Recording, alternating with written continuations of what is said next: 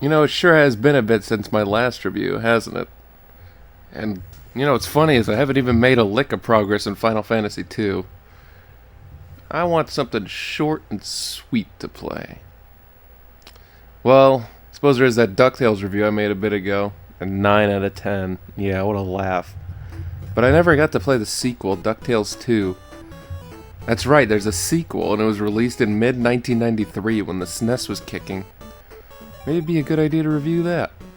Well, I mean, you're seeing the video right here. This is my review of Ducktales 2 for NES. The game starts out with one of the nephews discovering part of a map that shows the location of a hidden treasure. And Scrooge, who's as money hungry as he always is, sets off on a journey to find said hidden treasure.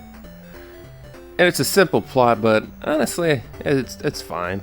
It's not like the predecessor had anything better. Here's one thing that bothered me throughout the whole game, though.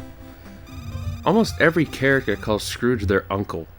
Which is, it's like fine for the nephews, but like Launchpad and Gyro call him Uncle Scrooge as well. I kind of feel like that's wrong. I remember Launchpad calling Scrooge Mr. McD in the first game. I think that sounds more right. It's a minor nitpick, but yeah, as I said, it's just something that jumped out to me playing. Getting into the game proper, Scrooge controls identically to the first game. He can still pogo jump, and he can still hit things with his cane. It's just like you remember. However, this game introduces the function to pull certain objects with your cane as well. It's used in a lot of creative ways. I really feel like it adds to the experience without being too intrusive. He also gains the ability to hang off of hooks, but this is more finicky in my experience. A lot of the time I grabbed onto a hook and then I'd just fall straight off of it. It caused me to die.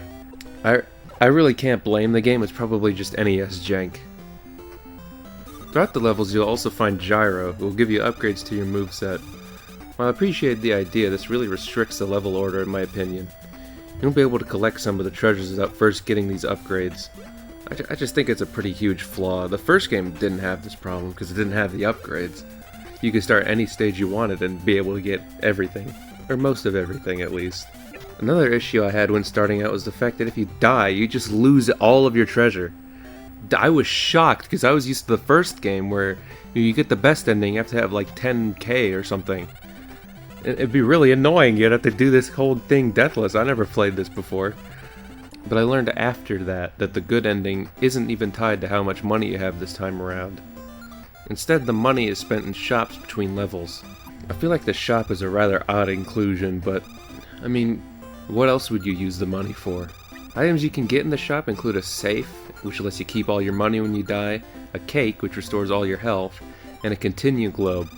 I never found out what the continue globe does, but I'm just gonna go with the assumption that it lets you continue after a game over. I never had to use it. You can also buy health upgrades from the shop, which in my opinion is a really massive downgrade. The first game had you find the upgrades in the levels, and this made finding them feel really special because you had to go out of your way to look for them. Being able to just buy them lessens their importance to me. Like the first game, you're given 5 areas to explore in any order. Niagara Falls, Bermuda Triangle, Egypt, Scotland, and Mu. Levels all look great and distinct, which is not surprising considering this game's late release. I can also definitely feel the Capcom influence. If the first Ducktales is reminiscent of Mega Man 2, this game kinda reminds me of Mega Man 6, even released around the same time. And you know, Scotland even looks a lot like Nightman's stage. My favorite levels this time around are probably Egypt and Scotland, which I just mentioned. Egypt is a massive maze-like level full of deadly traps and tricky puzzles. This level captures the exploration aspect of the first game brilliant. Plus it reminds me of another Mega Man stage, Pharaoh Man stage from Mega Man 4. As for Scotland, I just enjoyed that level because I thought it was interesting. It doesn't have any special gimmicks, it's just aesthetically pleasing. And hey, I mean the devs did their research. Scotland is known for its castles. Thumbs up. There's also a secret hidden 6th stage. Hidden in every level is a piece of the map. When you collect them all, you can go to a secret stage, which is the basement of Scotland's castle. And this level is surprisingly difficult. It has a lot of tight and precise jumps.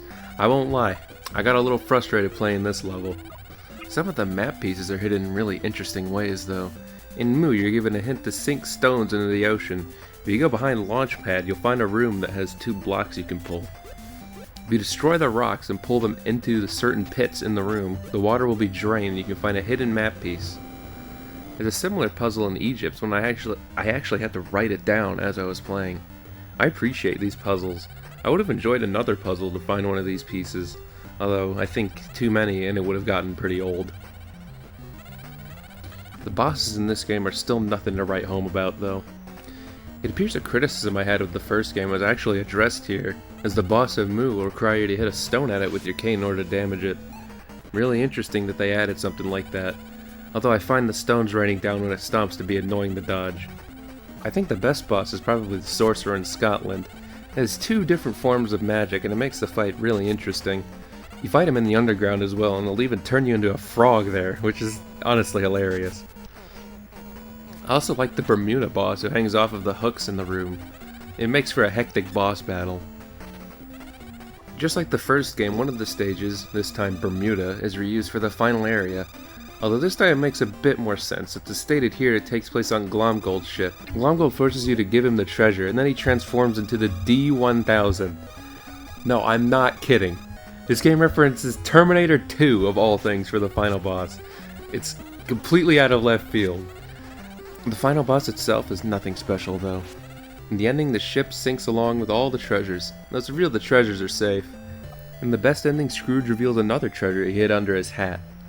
And that was Ducktales 2. I appreciate the additions this game has, but I don't think it's as good as its predecessor. Levels are not nearly as open, and losing all of your money when you die is still annoying. If Ducktales is an 8 out of 10, I might have to give this game a 7 out of 10. It's still worth checking out, but I personally enjoyed the first game more. Still, if you're looking for a short, pleasant experience, give this game a shot, as I managed to beat it in under an hour the first time I finished the game. And I hope you enjoyed the video. As I said, Final Fantasy II is not being worked on. I haven't found the time to start playing, or taking notes, or structuring review, or anything. I'm just gonna put it on a hiatus until I feel ready to really dig my teeth into it. As for my next review, I'm still trying to decide between starting the Metroid or Zelda series. Although, I might take a break from reviews and start doing like ranking stuff instead. I have some ideas.